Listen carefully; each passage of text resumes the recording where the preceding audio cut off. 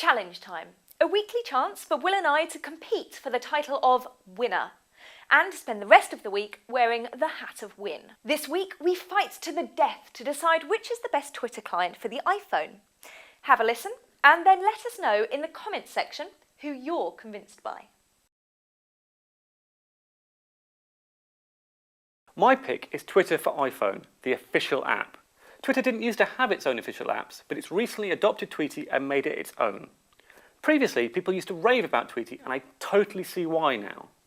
Visually, it's incredibly slick. You can drill down through all the pages like a normal Twitter app, or slide your finger over a tweet and you'll see 6 icons. These allow the power user to quickly access things like @replies, retweets, starring, all that stuff without messing around.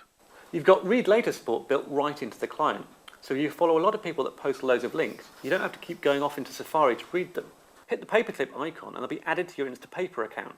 Then when you finish reading everyone's updates, jump on over to Instapaper and read them all in one go at your leisure. People used to pay real money for tweeting, and I totally see why now. However, since Twitter took it under its wing, it's now available for the low price of free. Sometimes it pays to be a late adopter. TweetDeck has been around for a while, but it's still my app of choice. This is because it involves lists, and I do love a good list. Imagine you follow more than a handful of people and don't always have the time to read all of their thoughts all of the time. Just stick the ones you find most interesting in a separate list and then see that very column appear on your phone. And then sync that very column to the desktop version of TweetDeck. And then make sure your friends don't see whether you've added them to the interesting people list.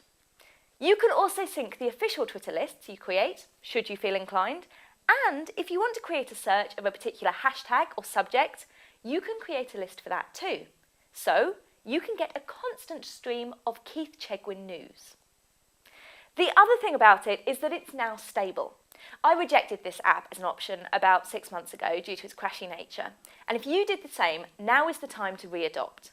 This app doesn't crash now, ever. And like the Twitter for iPhone app, it's free.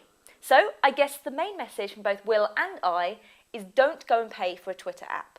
Go and spend your money on sweets instead.